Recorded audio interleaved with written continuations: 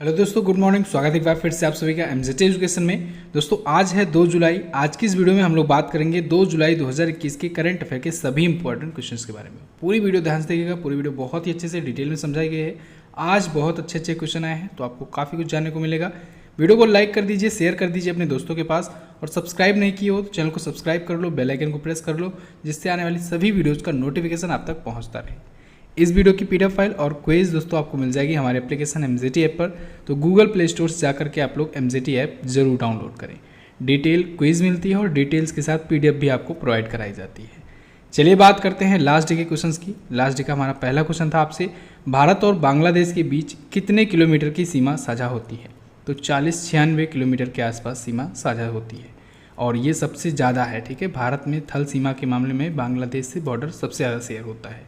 दुनिया का पहला कृत्रिम सूर्य किसने बनाया? चाइना ने बनाया है। भारत का दक्षिणतम बिंदु कौन सा है? इंदिरा पॉइंट, जिसे पहले पिगमेलियन पॉइंट के नाम से भी जाना जाता था। आईपीएल के किस संस्करण में 10 टीमों को खिलाने का फैसला लिया गया है? 15वां संस्करण जो होगा आईपीएल 2022 में, उसमें 10 टीमें खेलेंगी। इन सभी क्वेश्चंस के बारे में बहुत सारे स्टूडेंट ने बहुत ही अच्छे से डिटेल्स के साथ आंसर किया था। आप सभी लोग ऐसे ही डिटेल्स के साथ आंसर किया करो। चलिए बात करते हैं आज के दिन के पहले क्वेश्चन की। आज का पहला क्वेश्चन है, भारत में प्रत्येक वर्ष वस्तु और सेवा कर दिवस कब मनाया जाता है? Very very most important day है ये, goods and services tax day. 1 जुलाई को प्रत्येक वर्ष मनाया जाता है दोस्तों। क्यों? क्योंकि 1 जुलाई 2017 को ही भारत में जीएसटी लागू हुआ था। 1 जुलाई 2017 को मध्यरात्रि के बाद से पूरे भारत में जीएसटी लागू कर दिया गया था। जीएसटी के बारे में सारा कुछ हम लोग जानेंगे, बहुत ही अच्छे से समझते जाइए, सुनते जाइएगा। जीएसटी भारत लागू करने वाला 161वां देश है। फ्रांस बना था पहला देश जीएसटी लागू करने वाला। जीएसटी मतलब होता है गुड्स एंड सर्विसेज टैक्स। ठीक है, ये एक प्रकार से समझ लीजिए, अप्रत्यक्ष कर जो होते हैं, इनडायरेक्ट टैक्स जो होते हैं, उनको सबको जोड़ करके जीएसटी बना दिया गया है। यानी एक प्रकार से ये भी एक इनडायरेक्ट टैक्स हुआ, और ये एक देश एक टैक्स यानी एक देश एक कर के कॉन्सेप्ट पर आधारित है। भारत जीएसटी भारत का जो है वो कनाडा मॉडल पर आधारित है। ये भी कई बार एग्जाम में पूछा गया है। भारत में दोस्तों जीएसटी लागू करने के लिए 122वां विधेयक यानी बिल लाया गया था संसद में, और ये 101वें संविधान संशोधन के तहत भारत में लागू किया गया। यानी बिल लाया गया था 122वां, फिर लागू अगर किया गया, पूछा जाए अगर कि कौन से संविधान संशोधन के तहत इसे लागू किया गया है, तो 101वें संविधान संशोधन के तहत लागू किया गया है। आप सबको पता होना चाहिए दोस्तों, बिल बहुत लाए जाते हैं, लेकिन कोई ज़रूरी नहीं है सभी बिल एक्ट बन जाए। ठीक है, जब बिल पर बात होती है, चर्चा होती है, पास हो जाता है, तब वो एक्ट बनता है। तो ये एक्ट बना था 101वां। जीएसटी के तहत दोस्तों भारत में 5 स्लैब हैं, 0%, 5%, 12% और 18% और 28%। बहुत सारे ऐसे प्रोडक्ट हैं जिनको 0% में रखा गया है। 0% स्लैब का मतलब उन पर जीएसटी नहीं लगेगा। क्लियर? लेकिन ये भी एक टैक्स स्लैब है। जीएसटी टाइप दोस्तों 4 प्रकार से होता है, सीजीएसटी, एसजीएसटी, यूजीएसटी और आईजीएसटी। सीजीएसटी का मतलब सेंट्रल जीएसटी यानी central goods and services tax. SGST का मतलब होता है स्टेट जीएसटी। यूजीएसटी का मतलब होता है यूनियन टेरेटरीज जीएसटी यानी union territories goods and services tax, यानी जो केंद्र शासित प्रदेशों के द्वारा लगाया जाता है। और एक होता है आईजीएसटी। आईजीएसटी मतलब इंटीग्रेटेड जीएसटी। ठीक है, यानी कि जब केंद्र और राज्य दोनों को मिल करके लगाना होता है किसी चीज़ पर, तो उनको आईजीएसटी के तहत रखा जाता है। तो इस प्रकार से 4 जीएसटी टाइप हो गए भारत में। भारत में जीएसटी लागू होने वाला दोस्तों करने वाला पहला राज्य बना था असम, और अंतिम राज्य बना था जम्मू कश्मीर। हालांकि तब जम्मू कश्मीर राज्य हुआ करता था और अब ये केंद्र शासित प्रदेश है। तो जीएसटी के बारे में आपको इतना पता होना चाहिए। स्क्रीनशॉट इसका ले लीजिए, बहुत ज़्यादा इंपॉर्टेंट पॉइंट है, इसको रिवाइज जरूर करिएगा। चलिए अगला क्वेश्चन देखते हैं। अमिताभ कांत को नीति आयोग के सीईओ के रूप में कितने वर्षों के कार्यकाल का विस्तार मिला? तो दोस्तों इनका कार्यकाल 1 वर्ष के लिए एक बार फिर से बढ़ा दिया गया है। अमिताभ कांत जी ये नीति आयोग के चीफ एग्जीक्यूटिव ऑफिसर हैं, और ये तीसरी बार अपने कार्यकाल में विस्तार पाए हैं। एक वर्ष के लिए 3 बार इनका कार्यकाल बढ़ाया गया है। 2016 में ये पहली बार नियुक्त हुए थे, और इसके बाद से 3 बार एक वर्ष के लिए इनका कार्यकाल बढ़ाया जा चुका है। नीति आयोग के बारे में अगर बात करें, नीति का मतलब होता है national institution for transforming India. इसका गठन दोस्तों योजना आयोग के नाम पर ही किया गया था, यानी योजना आयोग का नाम बदल करके नीति आयोग कर दिया गया था 1 जनवरी 2015 को। इसके जो अध्यक्ष होते हैं वो बाय डिफ़ॉल्ट भारत के प्राइम मिनिस्टर होते हैं। तो अभी वर्तमान में नरेंद्र मोदी जी हैं इसके अध्यक्ष। इसके उपाध्यक्ष हैं राजीव कुमार जी, सीईओ हैं अमिताभ कांत जी। अच्छा, पहले उपाध्यक्ष और पहले सीईओ का नाम भी पूछा जा सकता है। तो पहला अध्यक्ष नरेंद्र मोदी जी ही थे, क्योंकि ये 2014 से प्राइम मिनिस्टर हैं और 2015 में इसका गठन हुआ है। पहले उपाध्यक्ष दोस्तों अरविंद पनगड़िया जी थे, इनका नाम आपको याद रखना है, वेरी वेरी मोस्ट इंपॉर्टेंट। इनके पहले सीईओ नीति आयोग के सिंधु श्री कुल्लर जी थे, इनका भी नाम आपको याद रखना है। क्लियर। नीति आयोग पर मैंने आपको एक डिटेल वीडियो दी हुई है, आप देख करके और ज़्यादा चीज़ें जान कर सकते हैं, इसका भी स्क्रीनशॉट ले लीजिए। अगला क्वेश्चन देखते हैं। अगला है, किस देश की सहायता से तमिलनाडु में परमाणु ऊर्जा संयंत्र बनाया जा रहा है? दोस्तों रसिया की सहायता से भारत तमिलनाडु में बना रहा है परमाणु ऊर्जा संयंत्र, एक न्यूक्लियर पावर प्लांट बना रहा है रसिया की सहायता से। इसका नाम क्या होगा? नाम होगा कुडनकुलम परमाणु ऊर्जा संयंत्र, कुडनकुलम न्यूक्लियर पावर प्लांट। तो रूस की एक कंपनी है रोस्टॉम, उसके द्वारा बनाया जा रहा है। भारत इसके लिए 2014 में ही डील साइन किया था, 10 अप्रैल 2014 को डील साइन किया था, ठीक है, जनरल फ्रेमवर्क एग्रीमेंट के तहत, जिसे GFA के नाम से जाना जाता है। तो रसिया बना रहा है, इसका शिलान्यास अभी जा करके हुआ है 29 जून को। क्लियर। तमिलनाडु में बनाया जाएगा। अगला क्वेश्चन देखते हैं। ITU की वैश्विक साइबर सुरक्षा सूचकांक 2020 में भारत किस स्थान पर है? तो दोस्तों ITU का मतलब होता है इंटरनेशनल टेलीकम्युनिकेशन यूनियन, इसके द्वारा अभी हाल ही में वैश्विक साइबर सुरक्षा सूचकांक जारी किया गया है। इसमें भारत को रैंक मिली है 10वीं, भारत टॉप 10 में आ गया है, ठीक है, 10वीं रैंक पर है Bharat global cyber security index में। ये देखिए दोस्तों, इसमें पहले स्थान पर है America, United states of America, second पर यूनाइटेड किंगडम और सऊदी अरब दोनों हैं एक साथ, थर्ड पर एस्टोनिया नाम का देश है। इस बार ये चौथा संस्करण था इसका और इसमें 194 देशों को लिस्टेड किया गया था। खास बात तो ये है, भारत जो है ये साइबर सिक्योरिटी के मामले में चाइना से अच्छी पोजीशन पर है। ITU के बारे में बात करें तो इंटरनेशनल टेलीकम्युनिकेशन यूनियन, इसकी स्थापना 1865 को हुई थी। हेडक्वार्टर जिनेवा में है और अध्यक्ष हैं हाओलिन झाओ। कौन है? हाओलिन झाओ। अब देखिए दोस्तों, ये तो इंडेक्स और रैंकिंग से रिलेटेड क्वेश्चन है। पिछले दिनों में कई इंडेक्स और रैंकिंग आए हैं, इससे संबंधित क्वेश्चन का हम लोग रिवीजन कर लेते हैं। एक IMD के द्वारा दोस्तों वर्ल्ड कम्पिटिटिवनेस इंडेक्स जारी किया गया था, विश्व प्रतिस्पर्धात्मकता सूचकांक जारी किया गया था। इसमें भारत था 43वें स्थान पर, भारत इस बार 43वें स्थान पर, पहले स्विट्जरलैंड था। इससे पहले दोस्तों CFA वर्ल्ड गिविंग इंडेक्स जारी किया गया था, जिसमें भारत 14वें स्थान पर था। संयुक्त राष्ट्र की एक सतत विकास लक्ष्य रिपोर्ट आई थी, यानी सस्टेनेबल डेवलपमेंट गोल्स रिपोर्ट आई थी। इसमें भारत 117वें स्थान पर है, ठीक है, 117वें स्थान पर। एक अंतर्राष्ट्रीय बौद्धिक संपदा सूचकांक आया था, इंटेलेक्चुअल प्रॉपर्टी इंडेक्स, इसमें भारत 40वें स्थान पर है। आर्थिक स्वतंत्रता सूचकांक आया था, भारत इसमें 121वें स्थान पर है। ग्लोबल होम प्राइस इंडेक्स आया था, इसमें भारत 56वें स्थान पर है। इन सभी रैंकिंग को आपको याद रखना है। इंडेक्स और रैंकिंग से रिलेटेड पार्ट 1 की वीडियो आपको दी गई है, पार्ट 2 की भी वीडियो जल्द ही आ जाएगी, जिसके बाद 6 महीनों का सब कुछ कवर हो जाएगा आपका, इंडेक्स और रैंकिंग से रिलेटेड जितना भी क्वेश्चन है सब। अगला क्वेश्चन देखते हैं। प्रत्येक वर्ष 1 जुलाई को निम्न में से कौन सा दिवस मनाया जाता है? देखिए दोस्तों, 1 जुलाई को 3 महत्वपूर्ण दिवस मनाए जाते हैं। एक राष्ट्रीय चिकित्सक दिवस भी मनाया जाता है, एक राष्ट्रीय डाक कर्मचारी दिवस भी मनाया जाता है, और एक मनाया जाता है वस्तु एवं सेवा कर दिवस, यानी GST दिवस, जिसको हमने पहले क्वेश्चन में डिस्कस किया। तो ये तीनों इंपॉर्टेंट डे हैं, इनके बारे में जानिए। GST के बारे में हम लोग जान चुके हैं, ऊपर के दोनों के बारे में जानते हैं। दोस्तों नेशनल डॉक्टर्स डे, ये भी 1 जुलाई को मनाया जाता है। ये हमारे देश में डॉक्टरों को सम्मानित करने के लिए मनाया जाता है। किसकी याद में मनाया जाता है? तो डॉक्टर बिधान चंद्र राय जी की जयंती की याद पर मनाया जाता है। इनकी जयंती होती है 1 जुलाई को। ये पश्चिम बंगाल के दूसरे मुख्यमंत्री थे, डॉक्टर बिधान चंद्र राय जी। तो इनकी जयंती के अवसर पर ये मनाया जाता है। अच्छा, इनकी जयंती भी 1 जुलाई को हुई थी और इनका निधन भी 1 जुलाई को ही हुआ था। इनकी मृत्यु भी 1 जुलाई को ही हुई थी। जन्म 1882 में 1 जुलाई को और मृत्यु 1 जुलाई 1962 में हुआ था। तो इनकी जयंती और कहें निधन के रूप में ये मनाया जाता है, ठीक है। इसके द्वारा इंडियन मेडिकल एसोसिएशन के द्वारा मनाया जाता है। अगला जो इम्पोर्टेंट डे है, राष्ट्रीय डाक कर्मचारी दिवस, नेशनल पोस्टल वर्कर डे। ये जो भी पोस्टल वर्कर होते हैं, डिलीवरी बॉय होते हैं, इन सब को सम्मानित करने के लिए, इनके योगदान को याद करने के लिए एक दिवस मनाया जाता है। 1 जुलाई को रखा गया है, ठीक है। 1997 से ये मनाया जाना शुरू हुआ। अमेरिका में सबसे पहले ये मनाया जाना शुरू हुआ है। क्लियर बिल्कुल। तो ये 3 के 3 महत्वपूर्ण दिवस 1 जुलाई से आपको याद रखने हैं। जून मंथ का जितना भी इम्पोर्टेंट डे है, आज वो सारा का सारा कंटेंट आ जाएगा ऐप पर। और जैसे कि आप जानते हैं, सभी महीनों का जैसे अवेलेबल कराया गया है, स्टडी मटेरियल सेक्शन में जाकर के आप फ्री में पढ़ सकते हैं। अगला क्वेश्चन देखते हैं। हाल ही में महाराष्ट्र में खोजी गई मकड़ी की नई प्रजाति का नाम किसके नाम पर रखा गया? तो अभी हाल ही में महाराष्ट्र में दोस्तों 2 मकड़ी की प्रजातियां खोजी गई हैं। इनमें से एक का नाम तुकाराम ओंबले के नाम पर रखा गया है। तुकाराम ओंबले कौन थे?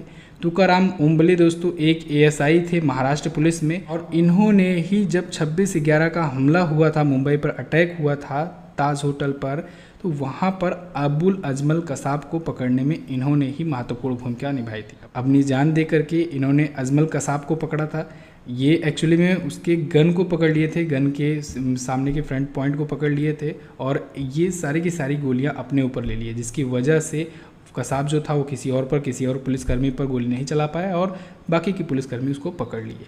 तो 26/11 हमले में इनकी शहादत को याद करते हुए इनको सम्मानित करने के लिए अशोक चक्र से भी नवाजा जा चुका है इनको, तुकाराम ओंबले जी को। और अभी हाल ही में इन्हीं के सम्मान में महाराष्ट्र में एक मकड़ी खोजी गई, उसका नाम रख दिया गया है। ठीक है, एक्चुअली में 2 नई प्रजातियां खोजी गई हैं, जिनमें से एक का नाम एएसआई तुकाराम ओंबले जी के नाम पर रखा गया है। क्या नाम रखा गया है? आइरिस तुकारामी। क्लियर? अच्छा हाँ दोस्तों, कल ई बुक फ्री किया गया था, बहुत सारे स्टूडेंट ने इसका फ़ायदा उठाया, और हालांकि इसका यूनिट भी एक बार बढ़ा दिया गया था, एक बार यूनिट इसका एंड हो गया था, ओवर लिमिट हो गया था।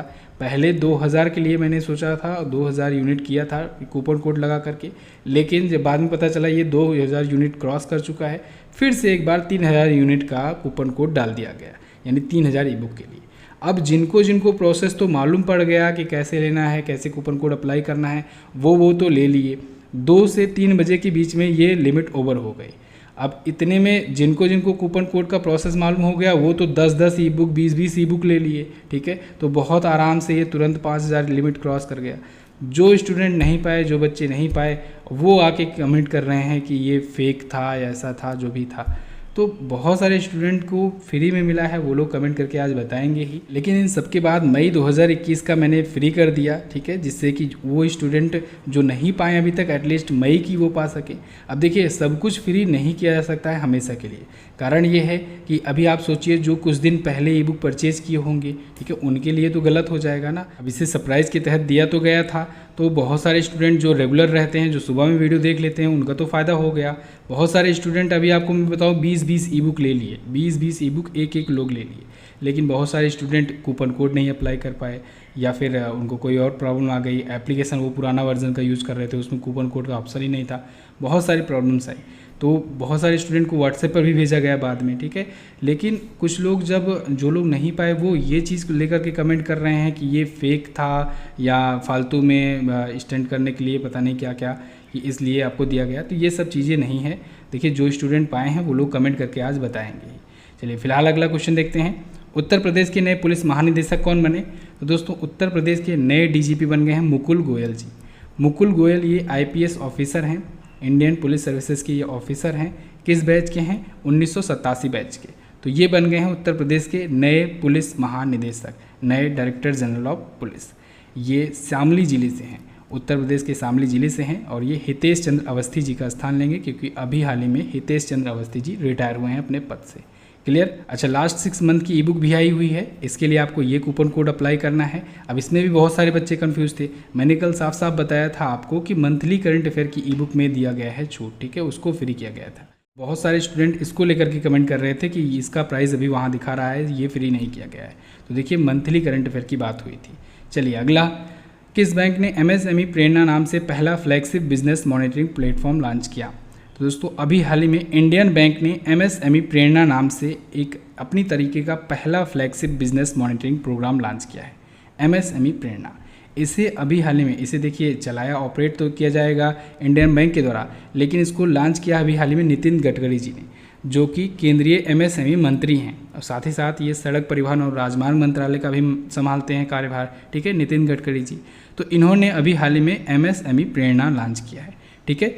तो ये किसके द्वारा लॉन्च किया गया है, यानी किसके द्वारा डिज़ाइन किया गया है? इंडियन बैंक के द्वारा। कहाँ पर लॉन्च किया इन्होंने? महाराष्ट्र में। क्या उद्देश्य है, यानी क्यों ये लॉन्च किया गया है? तो इससे दोस्तों, जो एमएसएमई हैं, एमएसएमई यानी कि micro small and medium enterprises के जो भी उद्यमी हैं, जो भी इंटरप्रेन्योर्स हैं, उनको मैनेजमेंट सिखाया जाएगा, उनको फाइनेंशियल कैपेबिलिटीज़ क्या क्या होनी चाहिए, क्या प्रोसेस है, यानी हर प्रकार की ट्रेनिंग दी जाएगी जिससे वो अपना बिजनेस जो है वो डेवलप कर सके। ठीक है, तो इस वजह से ये शुरू किया गया और ख़ास तौर पर इसमें ध्यान दिया जाएगा महिला उद्यमियों को। ठीक है, जो वीमेन एंटरप्रेन्योर्स हैं उन पर ज़्यादा फोकस किया जाएगा, उनको सशक्त बनाने पर। क्लियर। अब देखिए MSME दिवस भी अभी हाल ही में मनाया गया, याद होना चाहिए आपको, 27 जून को मनाया गया। प्रत्येक वर्ष 27 जून को मनाया जाता है। ठीक है, अभी मनाया गया था। इंडियन बैंक के बारे में बात करें तो ये दोस्तों एक पब्लिक सेक्टर की बैंक है, यानी सरकारी बैंक है। स्थापना इसकी 1907 में हुई थी। हेडक्वार्टर चेन्नई में है और इसकी MD और CEO हैं पद्मजा चुंदरू। कौन? पद्मजा चुंदरू। अच्छा, इंडियन बैंक में ही तो दोस्तों इलाहाबाद बैंक का विलय हुआ है। इलाहाबाद बैंक का 10 बड़े बैंकों का 4 बड़े बैंकों में विलय हुआ था। इस पर मैंने आपको वीडियो दी थी, आप सर्च करेंगे मिलेगी। तो उसमें इंडियन बैंक में इलाहाबाद बैंक का मर्जर हुआ था। क्लियर। अगला क्वेश्चन देखते हैं। हिमाचल प्रदेश हाईकोर्ट के नए कार्यवाहक मुख्य न्यायाधीश कौन बनाए गए? तो दोस्तों रवि विजय कुमार मलिमथ जी को बना दिया गया है हिमाचल प्रदेश हाईकोर्ट का नया कार्यवाहक मुख्य न्यायाधीश। कार्यवाहक क्या होता है?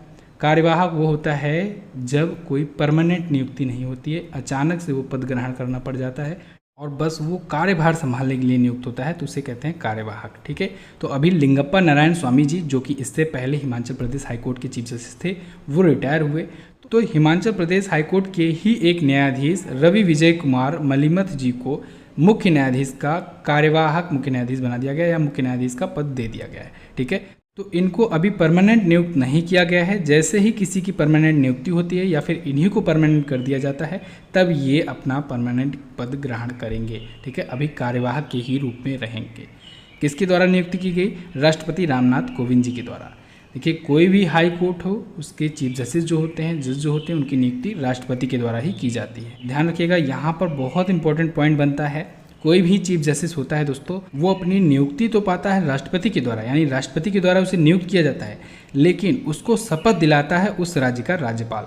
जैसे अभी हिमाचल प्रदेश के हाईकोर्ट के ये कार्यवाहक मुख्य न्यायाधीश हैं, अभी जब ये परमानेंट होंगे तो इनको शपथ दिलाएंगे हिमाचल प्रदेश के जो राज्यपाल हैं, जो गवर्नर हैं वो, लेकिन नियुक्ति किसके द्वारा की गई? राष्ट्रपति जी के द्वारा। क्लियर, बिल्कुल। अगला क्वेश्चन देखते हैं। ओलंपिक के लिए क्वालिफाई करने वाली पहली भारतीय महिला गोल्फर कौन बनी? तो वो बन गई हैं दोस्तों अदिति अशोक।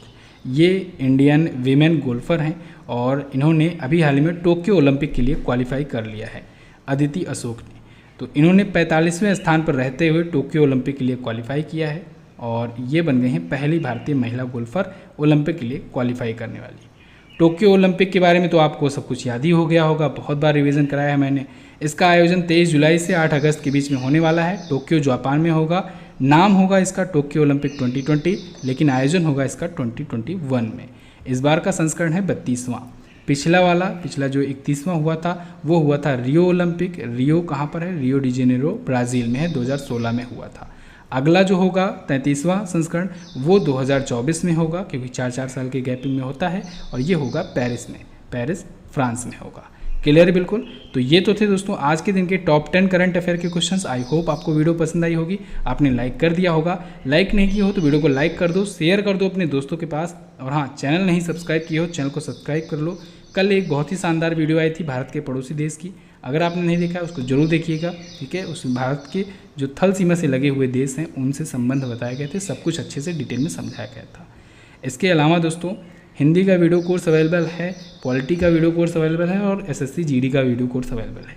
जा करके डेमो क्लास फ्री में अवेलेबल है, आप देख सकते हैं एप्लीकेशन पर। पसंद आए तो ले भी सकते हैं। हिंदी का वीडियो कोर्स सबसे ज़्यादा पसंद किया जा रहा है, इसको भी आप चेक कर सकते हैं। चलिए बात करते हैं क्वेश्चन ऑफ द डे की।